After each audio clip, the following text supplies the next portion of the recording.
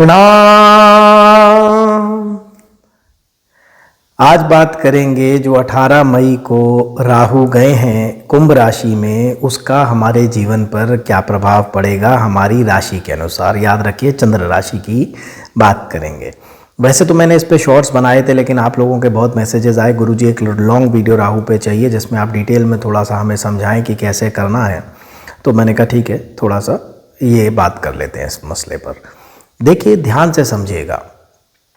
सबसे पहले 2 मिनट में राहु को समझ लेते हैं, फिर आपके जीवन पे क्या प्रभाव होगा इस चेंज का वो समझ लेते हैं। राहु, सबसे पहले मैंने एक बात कहा था, और जिन्होंने मेरे पुराने वीडियोस, जब मेरे पास समय होता था और मैं रात को जागकर कभी 1 बजे कभी 2 बजे आप लोगों से बातें किया करता था, पुराने पड़े होंगे, उन वीडियोस को कभी देख लीजिएगा। अब तो इतना समय नहीं मिल पाता, इतना व्यस्त हो गया हूँ कि डिटेल में बात कर पाऊँ, लेकिन फिर भी थोड़ा सा आपको समझा देता हूँ। सबसे पहले ये मान के चलिए कि कोई भी ग्रह आपका शत्रु नहीं है, मतलब आपका लिए खराब नहीं है। हर ग्रह की अपनी एक तासीर, अपना एक नेचर, अपना एक स्वभाव है।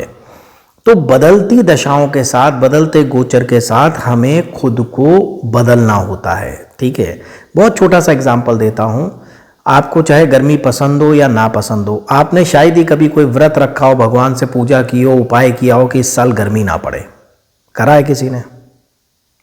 ऐसे गर्दन हिल रही होगी आपकी तो कितना भी कष्ट देती हो आपको गर्मी, लेकिन आपने कभी ये नहीं कहा भगवान से, भगवान इस साल तो 45 डिग्री मत करना, मेरे से बर्दाश्त नहीं होता, लू चलती है और ये और वो।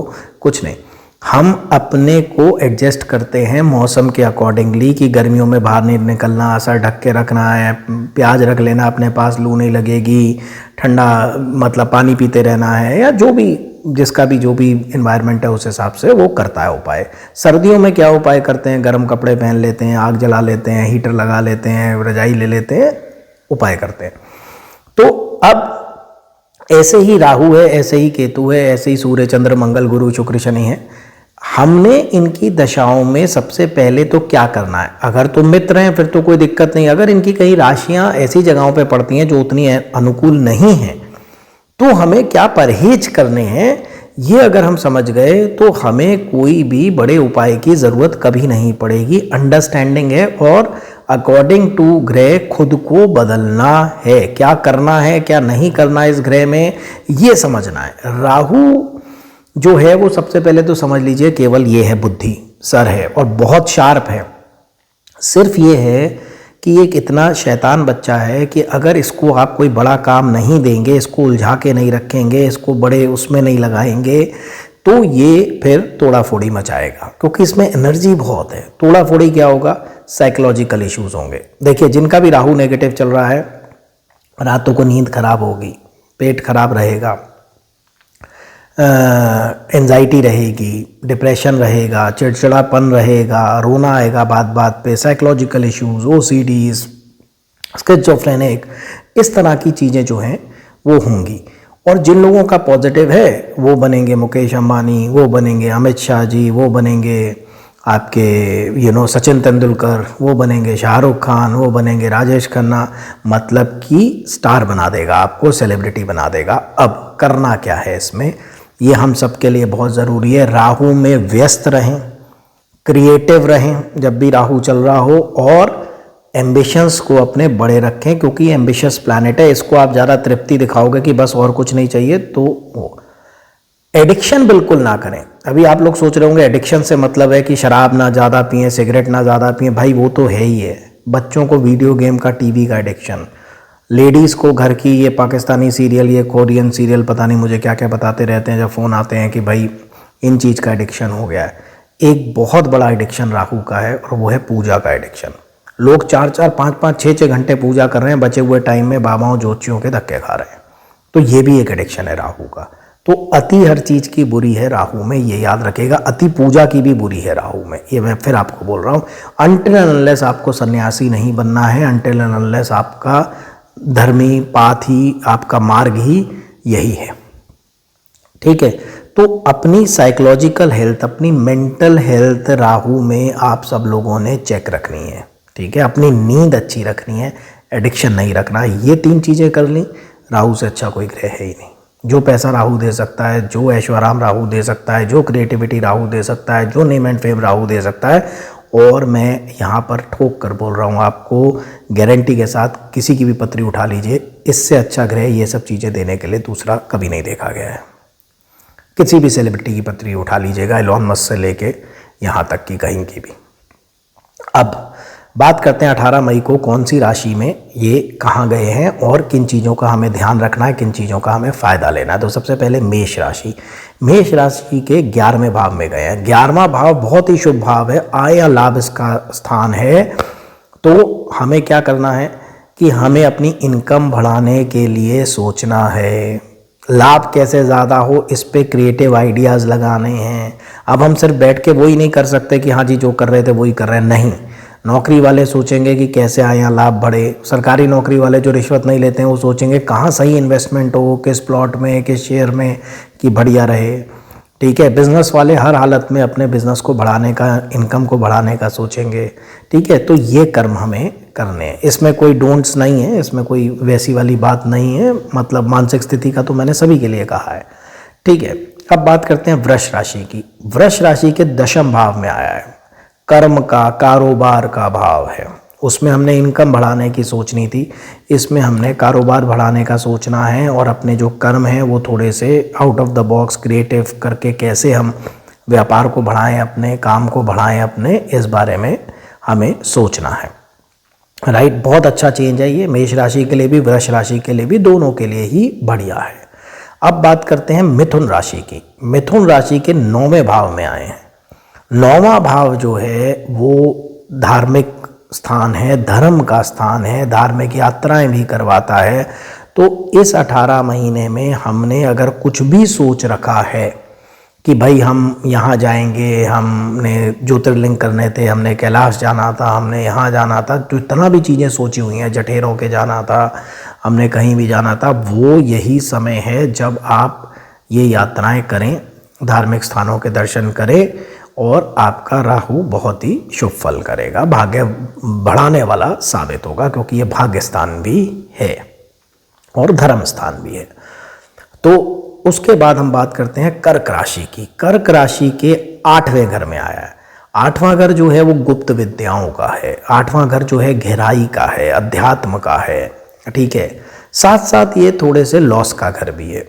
तो राहु में लॉस कैसे होता है मैं आप सभी को बता देना चाहता हूं कि आदमी धोखा खाता है।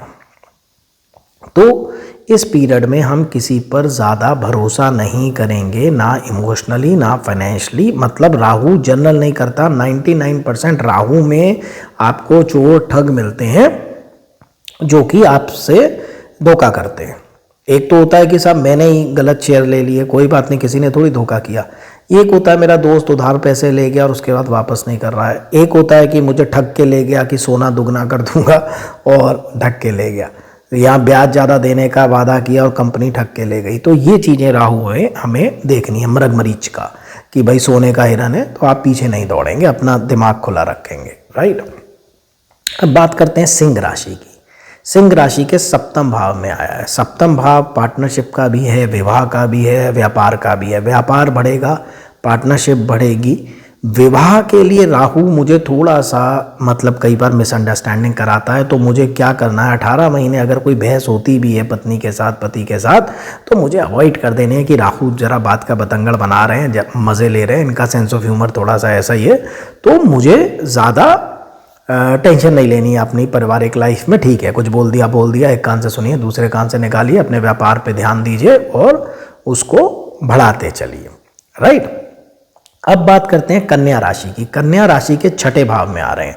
नौकरी के लिए बहुत अच्छा है, कंपटीशन एग्जाम्स के लिए बहुत अच्छा है, आपने कोई भी एग्ज़ाम देना है नौकरी के लिए, कोर्ट कचहरी मुकदमे के लिए भी आपके अच्छा है। लेकिन 6ठे भाव में फिर, क्योंकि रोग का और शत्रु का भाव भी है, शत्रु को तो नाश करता है, शत्रुअंता योग बनाता राहु, बट आपको थोड़ा सा अपनी मानसिक स्थिति का ध्यान रखना है, टेंशन ओवर नहीं लेनी 6ठे के राहु में, ओके। अब बात करते हैं तुला राशि की।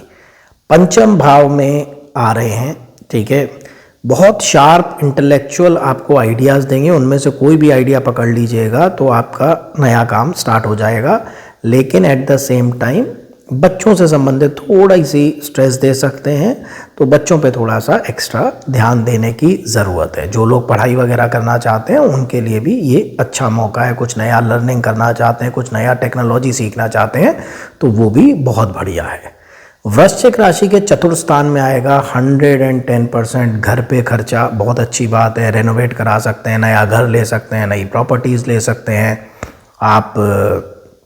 मतलब थोड़ा सा इसमें माता की सेहत की अगर चिंता हो तो माता जी को ऊपर कुछ खर्चा कर दीजिए खुशी से, मतलब कि आप कुछ गिफ्ट दे दीजिए माता जी को, तो कम से कम उनकी हेल्थ से रिलेटेड आपको दिक्कत नहीं आएगी।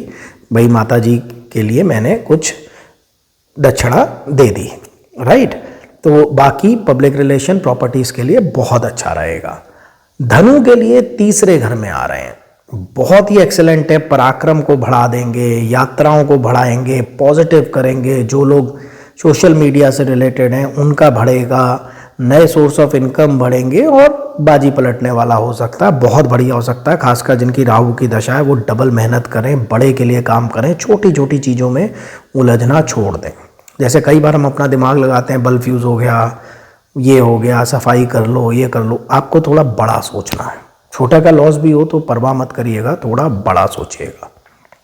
बात करते हैं मकर राशि की। मकर राशि के जो हैं ये द्वितीय भाव में आ रहे हैं। धन और कुटुंब दोनों में बढ़ोतरी करेंगे। 100% आपको सडन पैसा आएगा, बैंक बैलेंस बढ़ेगा, आपका कुटुंब में कुछ अच्छा हो सकता है। लेकिन राहु जो है वो वाणी से बहुत रिलेटेड ग्रह है, ये मैंने देखा है। वाणी संयमित रखिएगा अपनी, नहीं तो आपके आसपास पहले जैसे मान लीजिए कोई पुराना एम्प्लॉय है, ठीक है ना, आपने कुछ बोल दिया ज़्यादा, उसको बुरा लग गया, छोड़ के चला गया, उससे दिक्कत आ सकती है, ठीक है। वाणी से मतलब दोस्त दूर हो सकते हैं। ज़बान पर ठंडक रखिएगा, लेकिन आपको सडनली बढ़ेगा ही बढ़ेगा, 110% धन बढ़ेगा आपका, बैंक बैलेंस आपका बढ़ेगा, आपका कंसोलिडेटेड हो जाएगी इनकम आपकी। बात करते हैं कुंभ राशि की। कुंभ राशि के जो है ये आपके अपनी ही राशि में एंटर कर रहे हैं, यानी कि सिर में। डुअलिटी ऑफ डिसीजंस, ये करूं या ये करूं, ये मत रखिएगा। सबसे पहली बात, सर में है तो ओवर थिंकिंग नहीं करनी है बिल्कुल भी, लेकिन यूनिक आइडियाज़ के लिए ये बहुत अच्छे हैं। आपकी पर्सनालिटी ग्रो होगी, अट्रैक्शन देंगे आपको। दिमागी कंफ्यूजन नहीं रखना है, दो रास्ते, दो राहें नहीं होनी चाहिए। अगर आपको नहीं समझ में आ रहा है, आपकी जो भी वेलविशर की टीम है या जो भी नियर डियर है जो आपका भला चाहते हैं, आपको उनसे जो है सलाह मशवरा जो है कर लेना चाहिए, राइट। अब बात करते हैं मीन राशि की। मीन राशि के ये 12वें घर में जाएंगे, ठीक है ना, लग्न से 12वें घर में। 12वां घर जो है वो यात्राओं का है, दूर की यात्राओं का है, खर्चों का है। तो एक राहु मैंने देखा है 12वें में थोड़ा शो ऑफ करवाते हैं खर्चे। आप होंडा सिटी लेने गए लेकिन मर्सिडीज़ ले आए, आपने मतलब घर बड़ा बना लिया, आपने थोड़ा शोशा है, महंगे ब्रांडेड कपड़ों पे खर्च कर दिया। कोई बात नहीं, अगर आप अफोर्ड करते हैं तो करें, अपनी चादर से बाहर पैर ना पसारें। और 12वें घर में जब भी शनि जाएंगे, राहु जाएंगे, धार्मिक स्थानों पर दान जरूर करिए, क्योंकि जो 12वां घर है वो मंदिर का घर है, वो धर्मस्थल का घर है। कारण 9वां घर जो है वो देवता का है, 9वें से चौथा यानी कि जो घर का हाउस है वो 12वां है। तो थोड़ा सा मंदिरों पे या आप अपने इन पे धार्मिक स्थलों पे, जो भी आपका धार्मिक स्थल है, मंदिर मस्जिद गुरुद्वारा, पूजा का स्थल है, आपका धर्म का स्थल है, उसके लिए कुछ देना चाहें तो वो बहुत अच्छा रहेगा 12वें राहु वालों के लिए। और एक और बात बताता हूँ, जो लोग अध्यात्म में हैं उनके लिए भी ये बहुत अच्छा कॉम्बिनेशन है, क्योंकि 12वां घर मोक्ष का भी है, ठीक है। तो ये सारा एक लेआउट सा था। अब इसमें दृष्टि भी हैं, इसमें आपकी दशा क्या चल रही है। जिन लोगों की राहु की दशा चल रही है उनके लिए ये बहुत ज़्यादा इफेक्टिव होगा, जिनकी राहु की है ही नहीं उनके लिए थोड़ा सा कम इफेक्टिव होगा। तो दो चीज़ें चलती हैं, याद रखिए ज्योतिष में। एक जो आसमान में चल रहा है, राइट, उसको बोलते हैं गोचर। ये जो अभी हुआ, 15 तारीख को गुरु बदले, 18 तारीख को राहु बदले। एक होती हैं हर इंडिविजुअल की दशाएं, कि आपकी सूर्य चल रही है, चंद्र मंगल गुरु राहु क्या चल रहा है ये।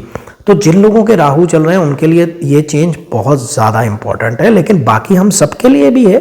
लेकिन हाँ ये है कि अगर हमारी मान लीजिए गुरु की दशा चल रही है तो गुरु का चेंज जो 15 तारीख को हुआ वो ज़्यादा इम्पैक्ट करेगा बजाय कि राहु के। तो ये कंबाइंडली देखा जाता है। ये जो भी दुनिया में ज्योतिषी राशि बताता है वो जर्नलाइज होता है। अगर उसकी बिल्कुल एक्यूरेसी चाहिए तो हमें ये भी देखना पड़ता है कि उस आदमी के राहु बैठा कहाँ है। ठीक है, मान लीजिए मीन राशि तो 10 लोगों की हो सकती है, किसी का लग्न कुछ और होगा, किसी की प्लेसमेंट कुछ और होगी, किसी की दशा कुछ और होगी, तो उससे वेरिएशन आएंगे। ये एक जनरलाइज है कि गर्मी आएगी सबके लिए, राइट। अब गर्मी आएगी लेकिन किसी को बर्दाश्त होती है आराम से, किसी को नहीं होती। कोई आराम से मजदूर गर्मी में बाहर काम करता है, कोई बेचारे की लाइट चली जाती है तो वो पागल हो जाता है कि यार गर्मी नहीं बर्दाश्त हो रही। किसी का शरीर कमजोर है, उसको लू लग जाती है। गर्मी सबके लिए एक है। तो इम्पैक्ट कई बार ग्रहों का होता है सारी राशियों पे एक जैसा, लेकिन दशाओं के हिसाब से और उनके अपनी प्लेसमेंट के हिसाब से ये वेरिएशंस हो जाते हैं। ठीक है, बहरहाल एंड में मैं आपसे एक बात कहना चाहता हूँ, बहुत ध्यान से समझिएगा। आप लोग मेरे से भी जब कंसल्टेंसी लेते हैं, बात होती है, मैं देखता हूँ कि आप लोग रेमेडी उपाय, पर आप अपना लाइफस्टाइल के बारे में नहीं पूछते कि गुरुजी मुझे ये बताइए इसमें स्ट्रिक्टली मुझे क्या करना है। अब जैसे शनि है, उसमें स्ट्रिक्टली आपको आलस नहीं करना है। अगर 7.5 चल रही है या आपकी शनि की दशा चल रही है, आलस बिल्कुल प्रोहिबिटेड है, राइट। बिल्कुल ही मना है कि भाई शनि चलने वाला शनि, आप आलस नहीं करेंगे। मंगल है, एक चीज करना, गुस्सा नहीं करना मंगल की दशा में। आपका मंगल 90% वैसे ही सही हो जाएगा। अब आप क्या कर रहे हैं, गुरुजी माचिस रखाऊं, गुरुजी ये रखाऊं, गुरुजी वो रखाऊं। अरे भाई, एक सिंपल सी चीज जो मैं हमेशा कहता हूं, मैं हेल्थ का जाप कर रहा हूं और बैठ के खा रहा हूं अपना खीर माल बढ़िया पूड़ी और एक्सरसाइज नहीं कर रहा हूं, तो क्या हनुमान चालीसा से या आरोग्य मंत्र करने से मैं फिट हो जाऊंगा? तो पहली चीज है लाइफस्टाइल समझना किसी भी ग्रह का। दूसरी चीज है आपकी रेमेडीज करना। अगर रेमेडीज कर रहे हैं और लाइफस्टाइल चेंज नहीं कर रहे हैं, ये एक ऐसी स्थिति है कि हम लक्ष्मी पूजन कर रहे हैं लेकिन लक्ष्मी कमाने के नए रास्ते नहीं ढूंढ रहे हैं। ठीक है, हम हेल्थ का उपाय कर रहे हैं लेकिन हेल्थ ठीक करने का कर्म नहीं कर रहे हैं। समझ गए आप?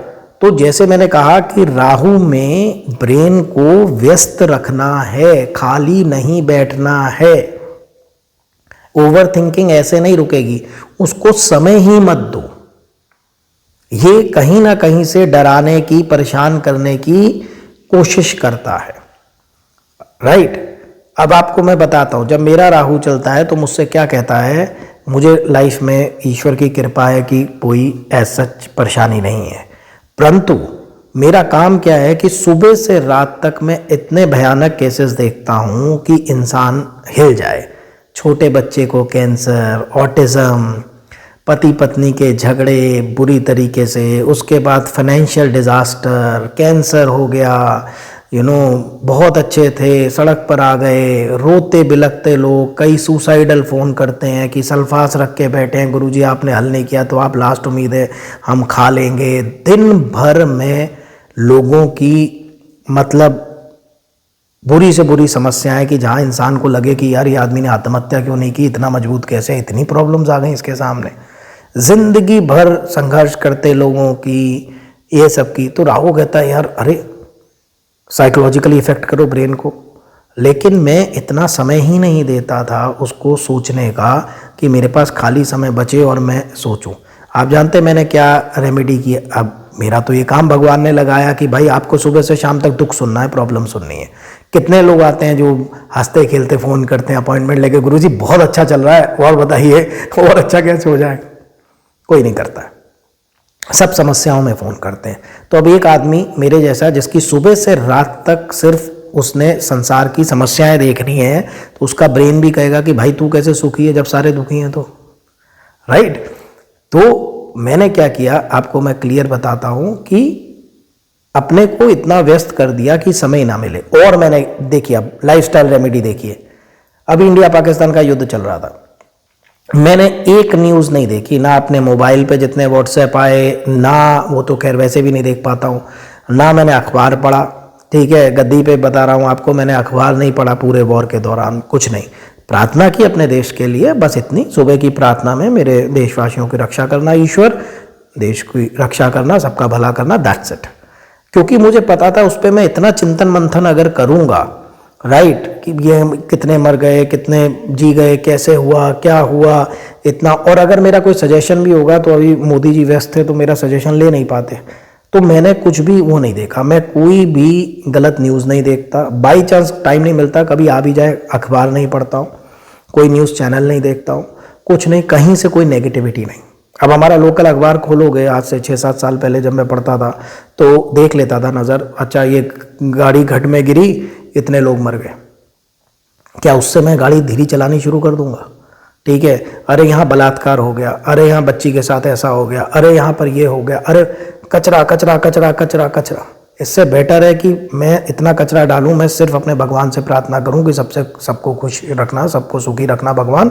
और इसीलिए मैं आपको बता रहा हूं कि इतने सालों से दिन भर सुबह से रात तक लोगों की समस्याएं सुनने के बाद भी भगवान ने ठीक रखा है कि सरदर्द की गोली की भी ज़रूरत नहीं है। तो लाइफस्टाइल चेंज, अगर आप सोचिए मैं सुबह से समस्याएं भी देखूंगा और अखबार में भी समस्याएं देखूंगा, किसने किसको बुरा कहा, किसने घोटाला कर लिया, किसने कौन एक्सीडेंट हो गया, कहाँ रेल पटरी से उतर गई, कितने मर गए, कहाँ भूचाल आ गया, कहाँ सुनामी आ गई, ब्रेन का क्या होगा, राइट? सो आप लोगों ने भी ऐसा ही करना है। राहु को हैंडल करने का बेस्ट तरीका है नेगेटिव न्यूज़ बंद कर दीजिए, नेगेटिव लोगों से बात करना बंद कर दीजिए और नेगेटिव चीज़ों पे सोचना बंद कर दीजिए। और एक संकल्प लीजिए, और ये संकल्प हम सबको लेना चाहिए कि मैं उन चीज़ों पर सब टेंशन नहीं लूँगा जो मेरे वश में नहीं है। दूसरे का बिहेवियर मेरे वश में नहीं है, ठीक है ना, बाकी 100 चीज़ें, मौसम मेरे वश में नहीं है, मैं उन चीज़ों पे टेंशन नहीं लूँगा जो मेरे वश में नहीं है। चलिए, बहुत दिन बाद लंबी वीडियो, आप कह रहे थे, अभी टाइम देखा मैंने 21 मिनट हो गए हैं, तो आज यहीं विराम लेते हैं। तो आगे आपका जो भी जिस भी सब्जेक्ट पे आप सुनना चाहते हैं, थोड़ा सा आप लोगों का आ रहा था श्री विद्या के एक खंड के बारे में, मैं अगले वीडियो में बताता हूँ। तब तक के लिए आज्ञा चाहता हूँ, प्रणाम। बहुत ही खुश रहिए, सुखी रहिए, स्वस्थ रहिए, मस्त रहिए, हंसते रहिए, तरक्की करिए। बहुत बहुत आशीर्वाद, बहुत बहुत धन्यवाद, प्रणाम।